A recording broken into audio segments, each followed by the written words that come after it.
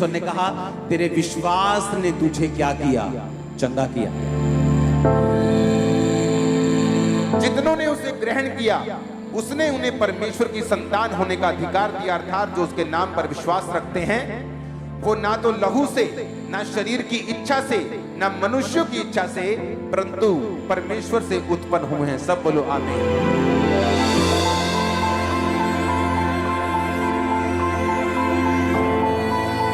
विश्वास के बिना उसे प्रसन्न करना क्या है? अनहोना। तो क्या ये विश्वास है आप प्रार्थना करें उत्तर आ जाए? ये विश्वास नहीं। विश्वास ये है कि प्रार्थना करने पर उत्तर ना आए तो भी आप उस विश्वास में खड़े रहें। ये विश्वास है। अनदेखी वस्तुओं को देखना, ये विश्वास है। स्वर्ग किसी ने देखा नहीं पर उसकी बाट जोहते रहना और अपने आप को पाप से अलग रखना, ये विश्वास है।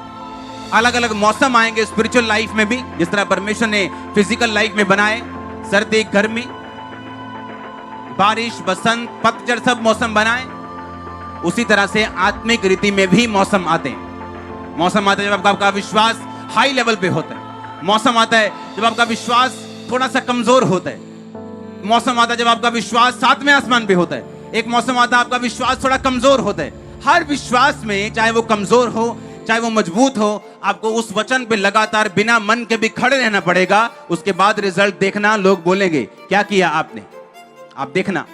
यीशु मसीह ने कहा जिसका विश्वास थोड़ा है, जिसका विश्वास कंप्लीट नहीं, वो समुद्र की लहर के समान है। आज से 20,000 साल पहले भी लहर आती थी, टकराती थी, चली जाती थी, आज भी टकराती है और चली जाती है, कोई काम नहीं होता। जैसे पहले थी आज वैसे ही है। उसी तरह से बाइबल कहती है व्यक्ति जिसका विश्वास दो चित्ता है वो समुद्र की लहर के जैसे।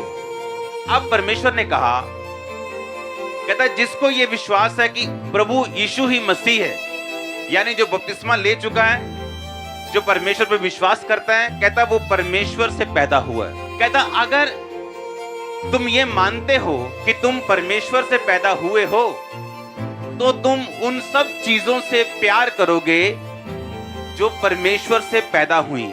आपके दिमाग में एक दिन शक हो सकता है कि नहीं यीशु मसीह मेरा ये काम नहीं करेगा, ये बहुत बड़ा काम है।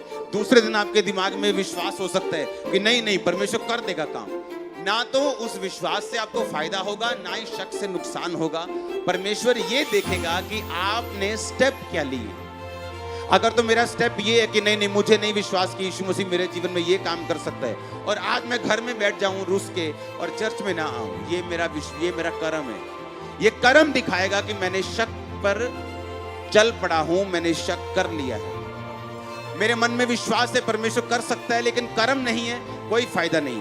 मेरा कर्म बताएगा कि आज मैं प्रभु के घर में हूं, आज मैंने प्रार्थना को बढ़ाया है, मैंने परमेश्वर में पवित्रताई में चलने का निश्चय किया है। ये कर्म बताएगा कि परमेश्वर में आपने जो मांगा है वो आपको मिल जाएगा। आपका कर्म बता रहा है कि परमेश्वर आपसे खुश है और वो आपको वो दे देगा जो आप मांग रहे हैं। इसलिए परमेश्वर ने कहा जो परम प्रधान के छाए हुए स्थान में बैठा रहे, यानी उसकी हजूरी में, उस विश्वासी होने के स्थान में, वो सर्वशक्तिमान की छाया में क्या पाएगा? ठिकाना, यानी डिफेंस, यानी सुरक्षा पाएगा।